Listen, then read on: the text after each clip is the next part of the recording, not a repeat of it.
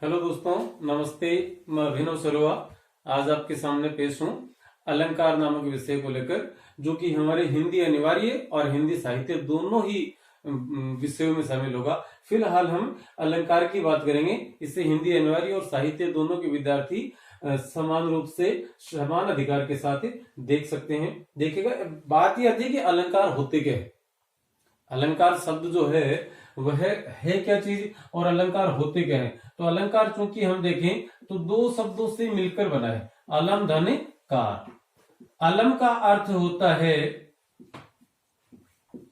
सुंदरता या सुंदरता, सौंदर्य, या हम कह सकते हैं इसे शोभा। और यहां कार का अर्थ होता है करने वाले अथवा बढ़ाने वाले तत्व।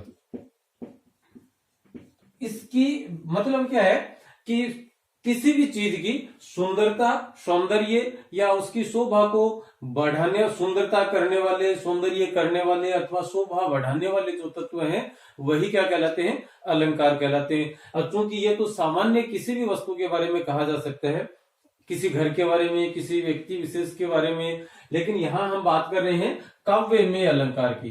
तो काव्य में अलंकार की यदि हम बात करें तो वहां इसकी परिभाषा क्या होगी कि काव्य की सुंदरता बढ़ाने वाले तत्व ही, या काव्य की सुंदरता को बढ़ाने वाले तत्व ही अलंकार कहलाते हैं। दोस्तों, इसका जो महत्व है, अलंकार का जो महत्व है, वह महत्व क्या है कि अलंकार क्यों जरूरी है।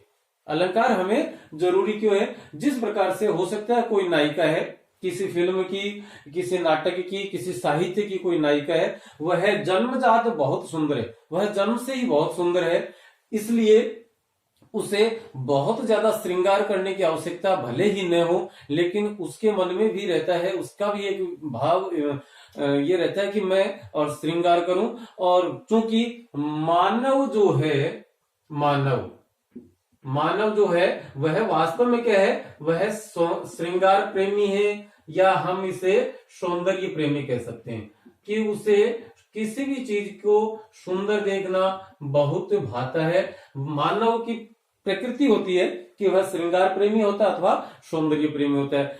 अतः तो वह चाहता है कि जो नायिका जन्मजात बहुत सुंदर है, जो नायिका जन्मजात बहुत ही सुंदर है, वह भी और अलंकार के साथ मिले। अलंकार का शाब्दिक अर्थ चूंकि आभूषण भी होता है। अलंकार का अर्थ क्या होता है? आभूषण, गहने। कि जिस प्रकार से आभूषण धारण करने से किसी नायिका का सौंदर्य कई गुना बढ़ जाता है, ठीक उसी प्रकार से काव्य में अलंकारों का प्रयोग होने से उसकी जो गुणवत्ता है, उसकी जो सैरसता है, उसकी जो लोच है, लचक है, प्रभाव है, संप्रेषणीयता है, उसकी रसात्मकता है, या उसमें रस जो है, रस का अर्थ आनंद से है, जो उसका जो रस है वह कई गुना बढ़ जाता है। इसलिए अलंकार का महत्व ये है कि जब, क्योंकि मनुष्य सौंदर्य या श्रृंगार प्रेमी है और वह चाहता है कि कोई नायिका बहुत ज्यादा सुंदर हमें दिखे, और सुंदर दिखने के लिए वह क्या करती है? आभूषण पहनती है। उसी प्रकार से कोई काव्य है, वह भी बहुत ज्यादा सुंदर नजर आए, बहुत ज्यादा सुंदर दिखे,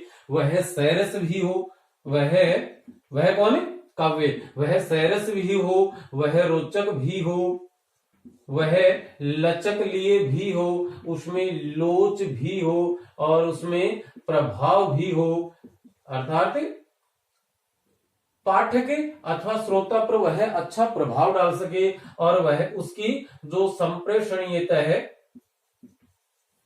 वह भी बहुत ज्यादा हो। इसलिए मनुष्य चाहता है कि वह उसमें अलंकार हो। तो अलंकार का महत्व क्या है कि अलंकार का प्रयोग होने से कोई काव्य सैरस, रोचक, लोच युक्त, प्रभावशाली और संप्रेषणीय हो जाता है। अलंकार कहते किसे हैं? अलंकार शब्द अलम धनकार से बना है। यहाँ अलम का अर्थ है सुंदरता, सौंदर्य या शोभा, और कार का अर्थ होता है करने वाला अथवा बढ़ाने वाले तत्व। तो अलंकार का हो गया कि सौंदर्य या सुंदरता बढ़ाने वाले तत्व ही क्या कहलाते हैं? अलंकार कहलाते हैं। अब बात आती है काव्य की, कि काव्य में अलंकार क्या है, तो यही चीज हम यहाँ लिखेंगे कि काव्य की सुंदरता, सौंदर्य अथवा शोभा बढ़ाने वाले तत्व ही क्या कहलाते हैं? काव्य अलंकार कहलाते हैं। काव्य अलंकार का महत्व क्या है? क्या यदि काव्य अलंकार न हो तो क्या फर्क पड़ेगा? यदि काव्य अलंकार नहीं हो तो उसमें और क्या होगा? तो जिस प्रकार से एक नायिका बहुत ज्यादा सुंदर है, जन्मजात सुंदर है, उसे अधिक सौंदर्य प्रसाधनों की आवश्यकता नहीं है, उसे आभूषणों की आवश्यकता नहीं है, उसे अलंकारों की आवश्यकता नहीं है। फिर भी मनुष्य, एक मानव की प्रकृति होती है कि वह सौंदर्य प्रेमी अथवा श्रृंगार प्रेमी होता है, तो वह चाहता है कि वह जन्मजात नायिका आभूषणों के साथ उसके सामने प्रस्तुत हो। तो उसी प्रकार से वह मनुष्य सहृदय जिसको हम बोलते हैं, अथवा जो पाठक है अथवा जो श्रोता है, वह चाहता है कि जो अलग काव्य हमारे समक्ष उपस्थित हैं, जो पढ़ने के लिए अथवा सुनने के लिए, वो किस प्रकार से, वो किससे सुसज्जित हो? वो अलंकारों से सुसज्जित हो। जब कोई काव्य अलंकारों से सुसज्जित होगा तो वह सैरस होगा, वह रोचक होगा, वह लचक लिए होगा, उसमें लोच होगी, उसका प्रभाव अधिक होगा, उसकी संप्रेषणीयता अधिक होगी, और वह काव्य किस प्रकार का हो जाएगा? वह काव्य रसात्मक हो जाएगा। रसात्मक होने से तात्पर्य है वह क्या हो जाएगा? रस का अर्थ होता है आनंद, तो इस प्रकार से वह काव्य आनंददायी हो जाता है। और जब कोई काव्य आनंददायी हो जाता है तो मनुष्य उसमें और अपने जीवन का सार खोज लेता है। तो इस प्रकार से अलंकार काव्य की शोभा बढ़ाने वाले, और अलंकार का, अब जैसे अलंकार, जैसे हमने बात की कि कोई नायिका है, वह जन्मजात सौंदर्य युक्त है, वह जन्मजात सुंदर है, उसे अधिक गहनों की आवश्यकता नहीं, बावजूद इसके मनुष्य या मानव या उस नायिका का प्रेमी अथवा नायक उसे चाहता है कि वह आभूषणों सहित उसके सामने प्रस्तुत हो, उसके सामने, तो उसकी सुंदरता और ज्यादा बढ़े। तो इसी प्रकार से काव्य भी और ज्यादा अलंकारों से युक्त होगा, तो उसकी जो रसात्मकता है, उसका आनंद देने का जो भाव है, वह ज्यादा बढ़ जाएगा। अब चूंकि दोस्तों बात आती है कि अलंकार कितने प्रकार के होते हैं, तो चूंकि अलंकार के वैसे भेद अलग होते हैं, लेकिन उसे दो मुख्य भागों में विभक्त किया जाता है। कितने भागों में? दो भागों में, मुख्य मोटे तौर पर या मुख्य तौर पर दो भागों में उसे विभक्त किया जाता है। जैसे कि हम देखेंगे, पहला एक भाग होता है शब्दालंकार। शब्दालंकार का संधि विच्छेद दीर्घ संधि का रूप है यह, और इसका संधि विच्छेद हम इस प्रकार से देखते हैं, शब्द धन अलंकार, कि शब्द में जहां अलंकार पाया जाता है, जो चमत्कार है किसका? अलंकार का। अलंकार का जो चमत्कार है वह कहाँ मिलता है? हमें सिर्फ एक शब्द विशेष में मिलता है, तो वहां और शब्दालंकार पाया जाता है। इस शब्द का यदि हम पर्यायवाची कहीं रख देते हैं तो अर्थ का अनर्थ हो जाता है, अथवा उसका जो सौंदर्य है, जो उसकी रसात्मकता है, जो उसकी संप्रेषणीयता है, जो उसका प्रभाव है, जो उसकी लचक है, वह नष्ट हो जाती है, गायब हो जाती है। तो शब्दालंकार कि जब किसी काव्य के किसी एक या एक से अधिक शब्दों में अलंकार की प्राप्ति होती है तो वहां शब्दालंकार माना जाता है। यदि उस शब्द के स्थान पर शब्द का पर्यायवाची शब्द रख दिया जाता है तो अलंकारिक चमत्कारिकता जो है, अलंकारिकता जो है उसकी, वह खत्म हो जाती है, समाप्त हो जाती है। जैसे हम इसका एक उदाहरण देखेंगे, नवजीवन दो घन श्याम हमें।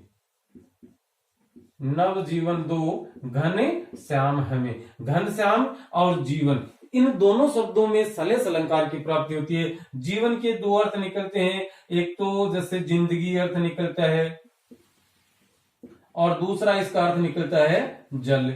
घन श्याम के भी दो अर्थ हम देखते हैं, एक तो बहुत प्रसिद्ध अर्थ है जिसे कृष्ण के अर्थ में हम और सदा से पढ़ते देखते आए हैं, सुनते हैं। दूसरा अर्थ इसके रूप में मेघ, वह भी प्रचलित अर्थ है।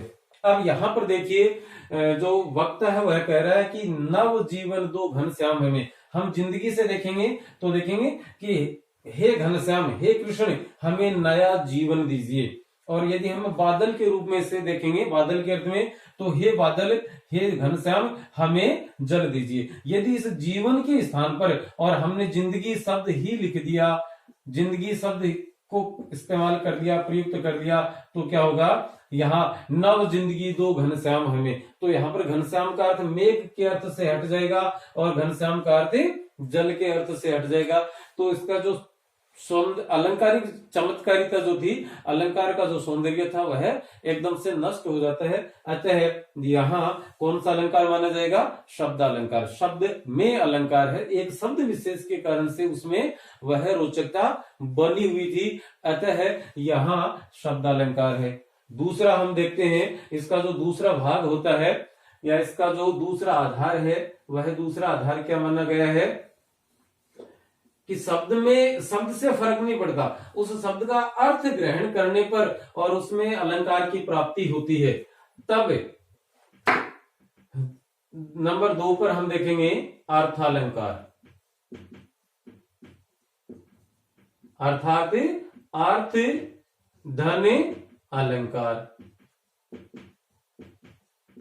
किसी काव्य में प्रयुक्त किसी शब्द के अर्थ अथवा उसके आशय को ग्रहण करने पर, उसका अर्थ ग्रहण करने पर हमें अलंकार की प्राप्ति होती है, वहां अर्थालंकार माना जाता है। क्योंकि देखिएगा यहाँ पर क्या होता है कि आप पर्यायवाची शब्द रख देते हो तो भी उससे कोई फर्क नहीं पड़ेगा। जैसे हम लिखते हैं कि उपमा अलंकार का बहुत ही प्रसिद्ध ये एक उदाहरण के रूप में से अमूमन शिक्षक साथी प्रस्तुत करते हैं, चंद्रमासा